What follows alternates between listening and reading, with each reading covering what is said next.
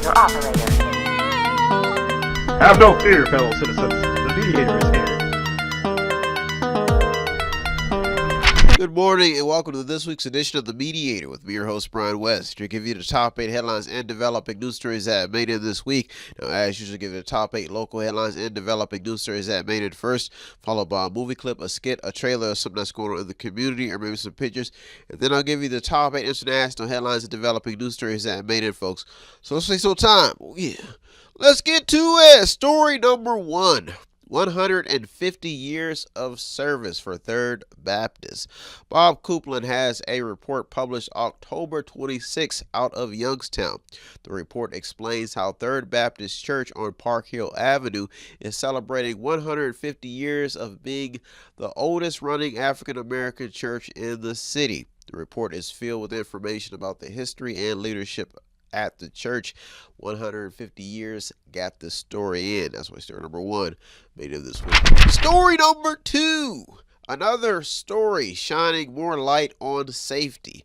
A report out of WFMJ explains how a 7-year-old from Austintown was struck by a truck at a local trick-or-treat event. The report says that the kid was on his knees picking up candy in a parking lot when the truck pulled into the space. Now, the kid was found underneath the truck and was taken to the hospital with minor injuries. Now, on the day that the report was released, no charges were filed, but the consistent emphasis on local safety around this time of year is what got the story in. That's why story number 2 made it this week. Story number 3.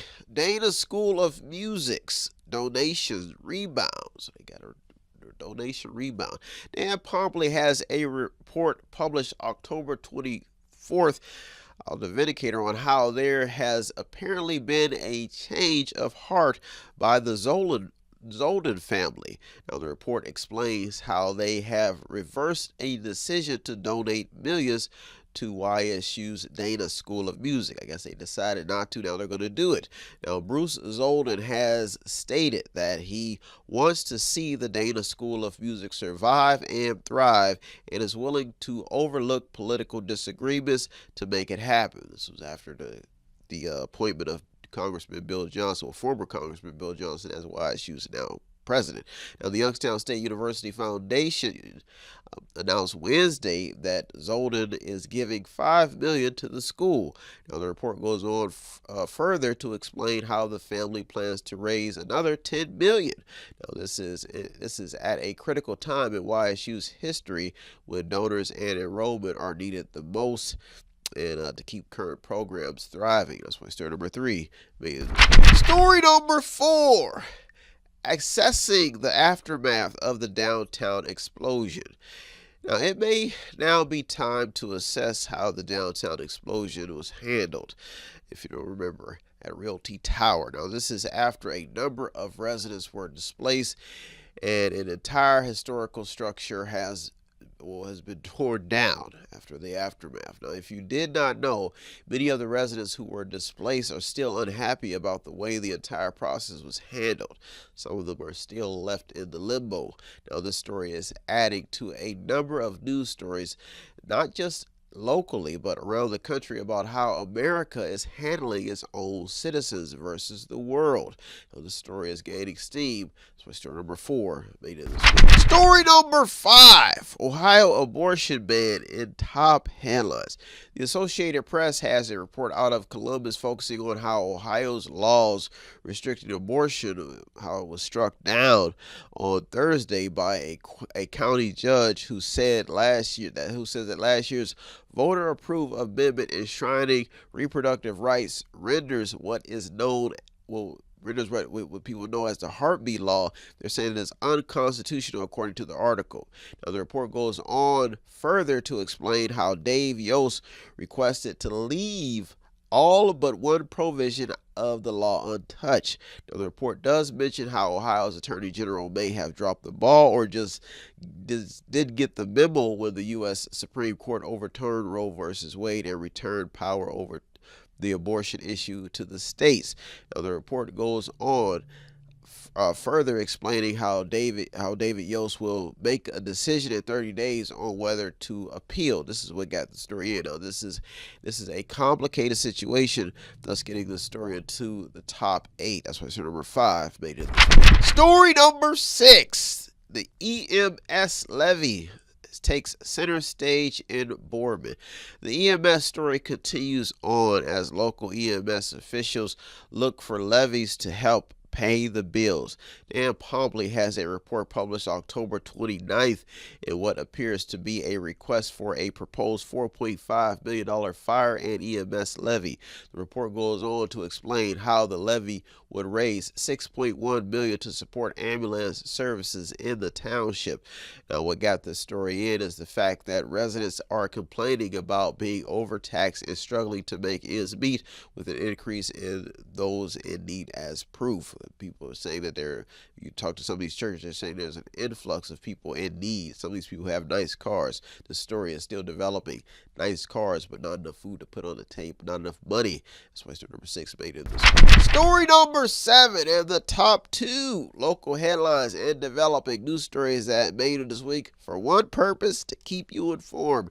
If you do not get up this early, then you can watch the show on our YouTube page. I do upload to the website. This YouTube page, I upload it on Mondays. Let's get to this top story. Story number 7. New teachers contract in East Palestine.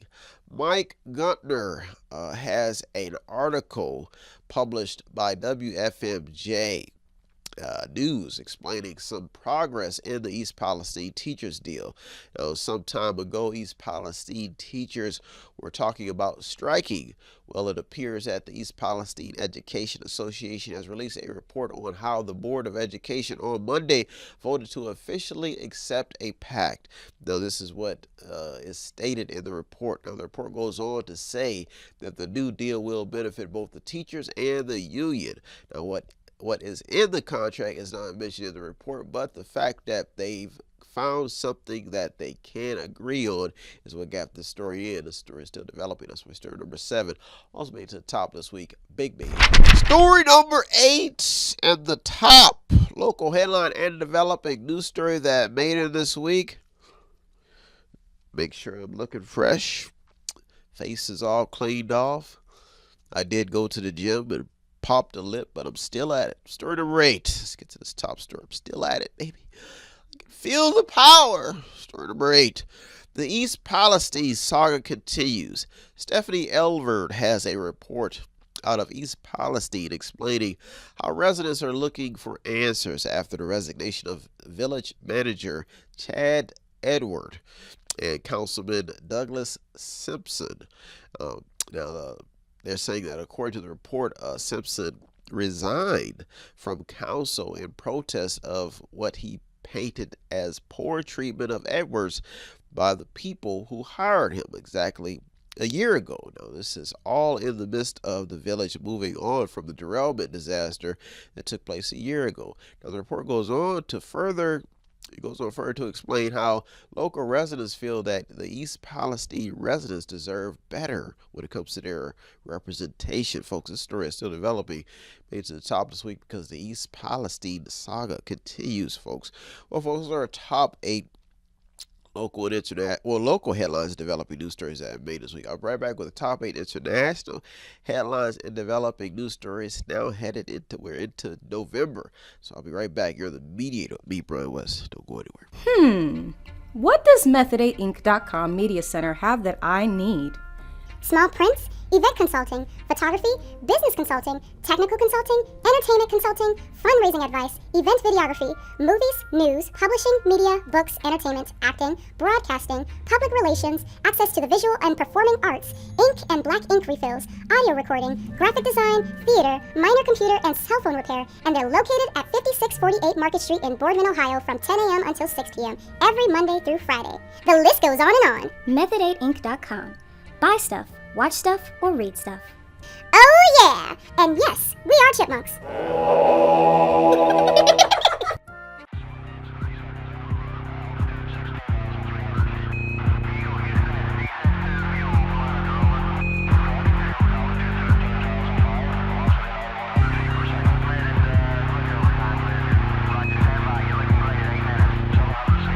Welcome back. Now it's time to get to the top 8 international headlines that developing news stories that made this week. Folks, this week we're talking about jokes and being a comedian. And they were talking, it was in the headline about how a comedian from the city where I was raised, Youngstown, they said how he got it. He told a joke about Puerto Rico and how everybody was all over, strung out. You can't take no joke by nobody, no.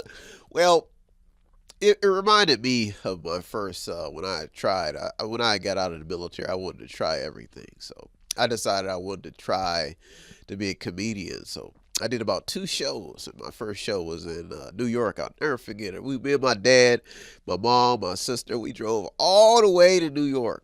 And you know, when you're a comedian, you know, you want that big audience. You know, you got because a philosopher always says the most funniest people are the most depressed. So I kind of feel for a lot of comedians because you're like, man, you know, but you're just naturally you're born to tell jokes. And sometimes when you're not funny, you're still funny. You know, and when I saw this article, it reminded me of when I took the adventures to try to be a comedian. And I remember when I was a kid, you know, there was this kid named Delmas. He was much older than me.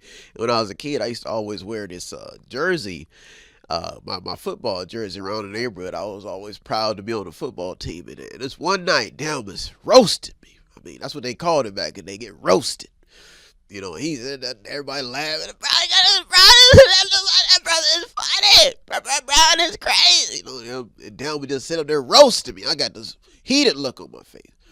Well, seeing this comedian in top headlines reminded me of when I did my first show when I went to New York, because a comedian has to prepare for humiliation no matter what you do. You could be on top of your game, the crowd could be laughing, but in your mind, you got this vision of an audience and everybody's laughing at your jokes, having a good time and smiling and flipping over and all that, brother. You know, this is how you get your shows, and you don't want to bomb. Well, my first show was terrible.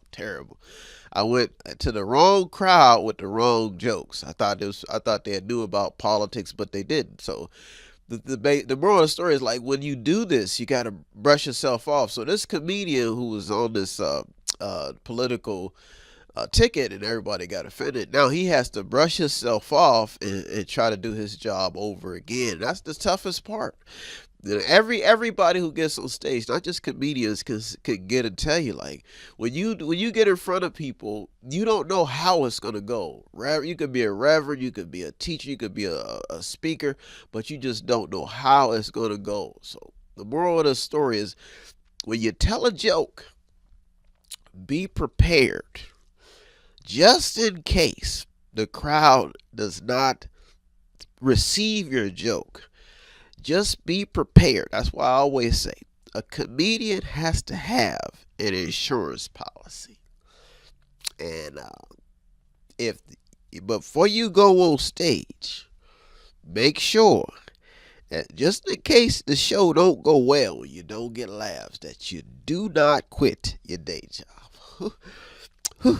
If this world were mine, I would lay at your feet all that I love. You've been so good to me.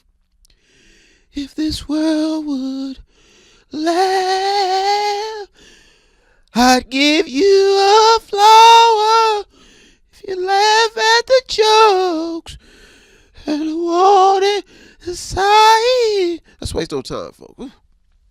I had to get that off my chest. Let's get to it. Ooh. Yeah.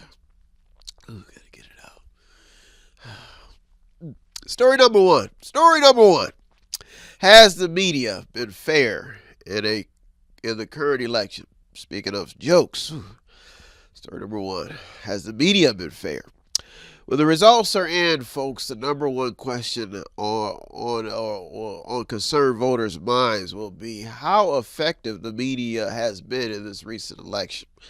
Now, this is after a lot of unnecessary comments popped up in top headlines to alter or sway votes, even some overreactions of a joke about the island of Puerto Rico, which I love that island. And the constant attention on the power of media is what got this story in. Has it still trending? That's why story number 1 made it. Story number 2. American fears are in the headlines. What are these fears? What are they? The Guardian has a report highlighting the top 10 U.S. fears, which include a corrupt government, terrorism, a climate crisis, nuclear or biological warfare, along with other deadly illnesses, social media and website threats, and a little list of more. Now, the top 10 is just half of what got the story in. The other half is the fact that only 12.2% of Americans see immigration as a threat. Now, the article is important because the researchers report on what they continue to say, and that is that the point they're saying that the people's fears often do not align with reality. So they're saying this is the main talking point in the report. Now, the article goes on to, the research report, the article goes on to say that Americans report a fear of being murdered or raped by strangers, saying that there's more emphasis on this. This is what people fear. They fear being murdered or raped by strangers. But according to a Pew Research study, violence in the USA has been down, has declined in recent years. So they're saying that people are fearing, they think that that's the case. They think that America is the dangerous place, but it's actually, violence has been going down. This is proving that the American disconnect is still alive and well. That's why story number 2 made it. Story number 3, education forgiveness stories are hanging on. The Washington Examiner says that the Department of Education loan rule could cost up to $600 billion. The report goes on to explain how the Department of Education announced Friday that if the student debt relief effort is finalized, this would authorize loan forgiveness for about 8 million borrowers experiencing hardship. The main talking point in the report is the fact that if student loans are forgiven, who is going to foot the remainder of the bill? Folks, this story is still developing. That's why story number 3 made it. Story number 4.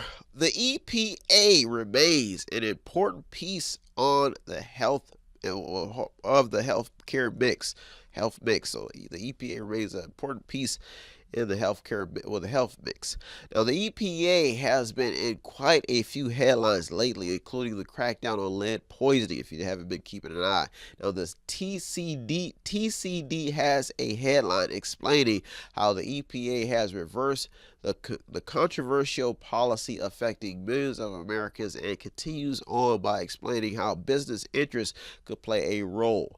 Now, the once in, always in policy, which requires industrial facilities that emit high levels of dangerous pollutants to maintain strict pollution controls even after they reduce their pollution below certain thresholds, is all explained in this report. Now, the rule targets harmful chemicals like benzene, and which causes headaches and dizziness, and has also been connected to cancer. Now, this one policy could be a big win for health enthusiasts, folks. So story number 4 made it this week. Well, those are our top 4 international headlines developing news stories that I made this week.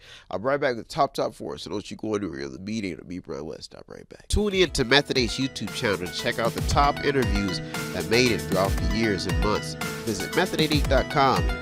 Check out all the community interviews if you want to check it out. Methodate.com. Buy something, click on something, watch something, read something, or just sponsor a program. Oh, yeah. Welcome back. Now it's time to get to the top 4 international headlines and developing news stories that made this week.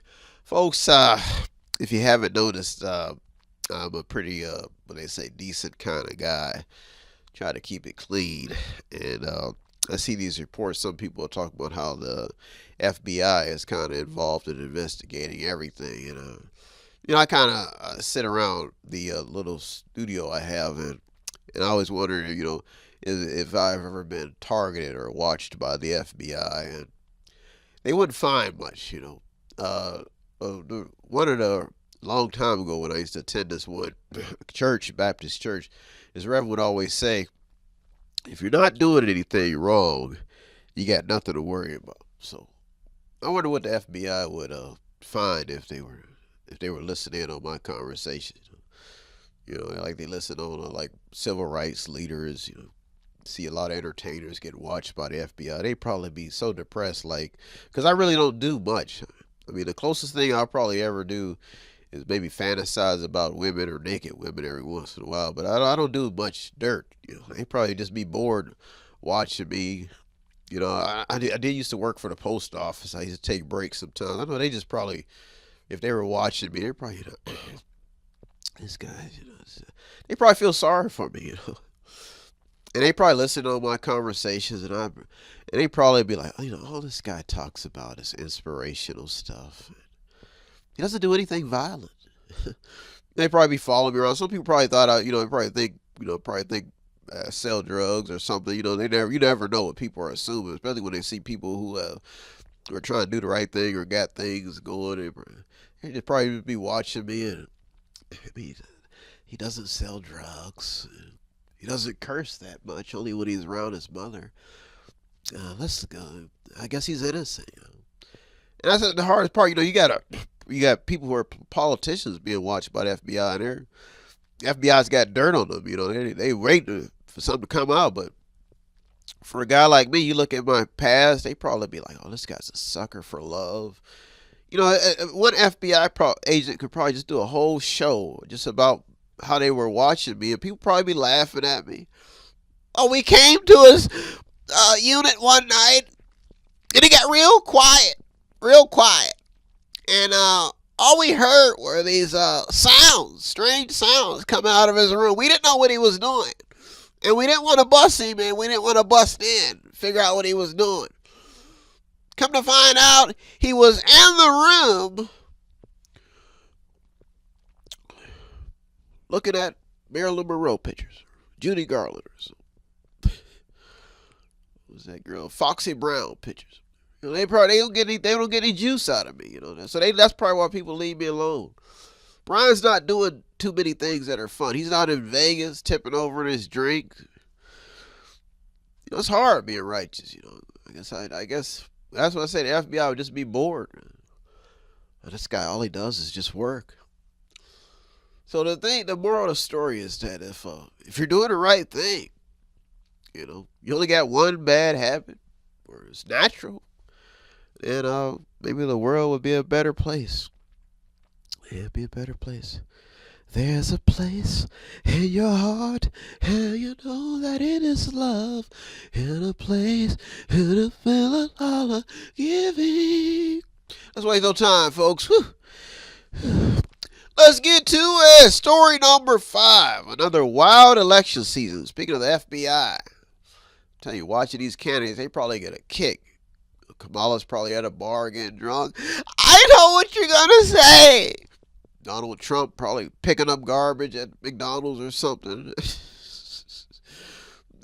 I think, they probably just watching these candidates, FBI folks. Another wild election season, story number 5. Election ballot boxes being set on fire, if you did not know.